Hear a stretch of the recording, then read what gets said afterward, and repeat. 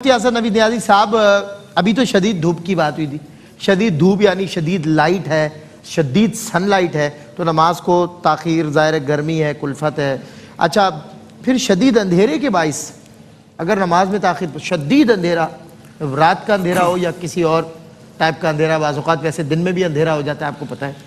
بسم اللہ الرحمن الرحیم، صلی اللہ علیہ حبیب محمد وعلی آلہ وصحبہ بارک وسلم. دیکھیں دو چیزیں، ایک تو وہی بات جیسے ابھی حضرت نے فرمایا کہ جمع بین الصلاتین کرنا، نہیں اتنی تاخیر کرنا کہ ایک نماز کا وقت نکل جائے دوسری نماز کا وقت شروع ہو جائے. یا جمع بین الصلاتین دو طرح کا ہوتا ہے، ایک ہوتا ہے جمع تقدیم اور ایک ہوتا ہے جمع تاخیر. جمع تقدیم کا مطلب یہ ہے کہ یعنی مغرب کے وقت میں مغرب اور عشاء دونوں ادا کر لینا.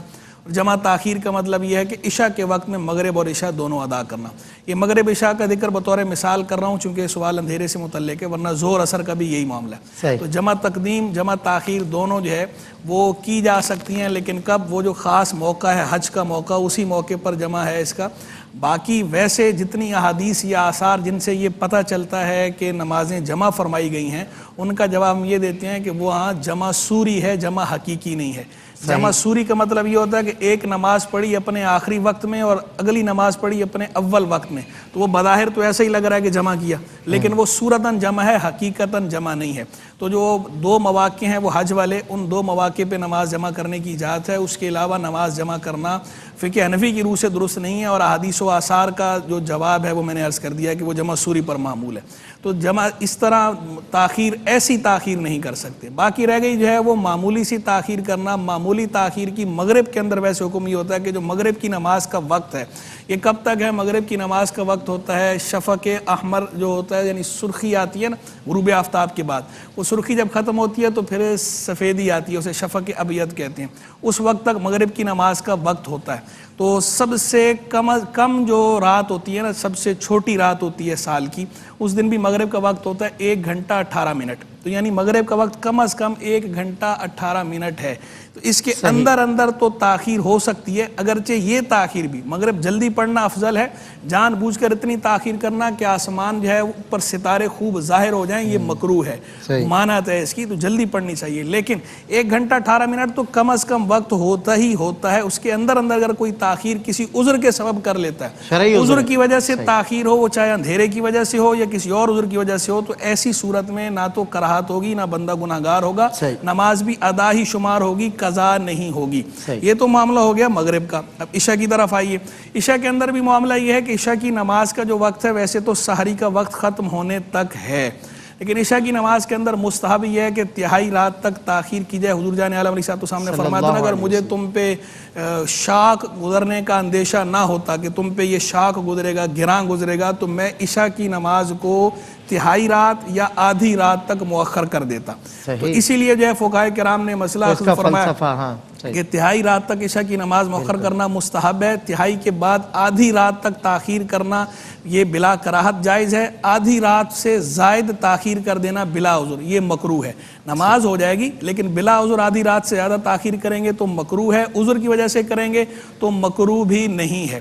اب یہ تو ہو گئی بات عشاء کی یہ والی. اب ایک لوگوں میں یہ مسکنسپشن ہے، وہ سمجھتے ہیں کہ شاید عشاء کی نماز پڑھے بغیر اگر سو جائیں تو آپ اٹھیں تو آپ عشاء کی نماز نہیں پڑھ سکتے، وقت ختم ہو گیا. تو یہ بات غلط ہے. آپ سو گئے، اٹھے، عشاء کی نماز کا وقت باقی ہے. سونا نہیں چاہیے عشاء پڑھنے سے پہلے، لیکن کسی وجہ سے بندہ تھکا ہوا ہے، طبیعت خراب ہے، سو گیا، اٹھا ہے اب، تو عشاء کی نماز پڑھنی ہے. دوسری بات، بعض لوگوں میں یہ مشہور ہے کہ 12 بجے کے بعد جو ہے عشاء کا وقت ختم ہو جاتا ہے رات. تو ایسا بھی نہیں ہے، کم از کم پاکستان میں تو کہیں بھی ایسا نہیں ہے کہ رات 12 کے بعد جو ہے عشاء کا وقت ختم ہو جاتا. تو سحری کا وقت ختم ہونے تک وقت ہوتا ہے باقی عشاء کا. اب آ جائیں اندھیرے میں نماز پڑھنے کی طرف. ایک ہے معمولی اندھیرا اور ایک ہے شدید اندھیرا. معمولی اندھیرے کے اندر تو نماز پڑھنا جائز ہے، خود حضور جان عالم علیہ السلام سے بھی ثابت ہے اندھیرے کے اندر نماز پڑھنا. معمولی اندھیرے یعنی معمولی سے کی تعریف کیا ہوگی کہ نظر آ رہی ہے؟ معمولی کا مطلب یہ پتہ چل رہا ہو جیسے حضور جان علیہ السلام نماز پڑھا کرتے تھے، سامنے ام المؤمنین سیدہ عائشہ صدیقہ طیبہ طاہرہ رضی اللہ عنہا جو ہے آرام فرما رہی ہوتی تھی. سرکار جب سجدے میں جانے لگتے تھے تو آپ ان کو جو ہے ٹچ کرتے تھے تاکہ وہ ہٹ جائیں، تو وہ ہٹ جاتی تھی اس جگہ سے سرکار سجدہ فرماتے تھے.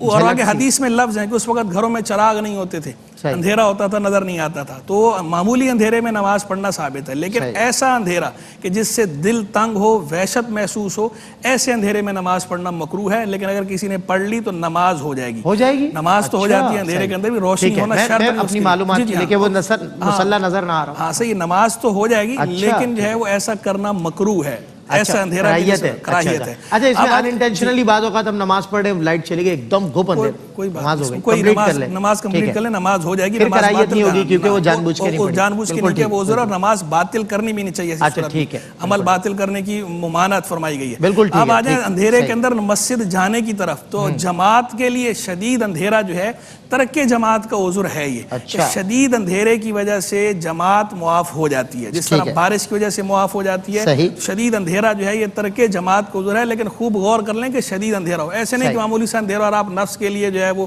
مؤخر کرنا، جماعت ترک کرنا شکر دے، اس کی اجازت نہیں ہے۔ حضور جانے علیہ علیہ السلام نے بشارت دی ہے، باقاعدہ حدیث شریف ہے، سنن نبی داؤد میں بھی ہے، جامع ترمذی میں بھی ہے، سنن ابن ماجہ میں بھی ہے کہ حضور جانے علیہ السلام نے ارشاد فرمایا بشر المشائین فی الظلم الی المساجد بالنور التام یوم القیامہ، جو کثرت کے ساتھ چلنے والے ہیں اندھیرے میں مسجد کی طرف، ان کو نور تام، قیامت کے دن نور تام کی بشارت دے دو۔ قیامت کے دن نور تام نصیب ہوگا جو اندھیرے کے اندر مسجد کی طرف چل کے جائے اور جماعت سے نماز ادا کرے۔ سبحان اللہ، سبحان اللہ۔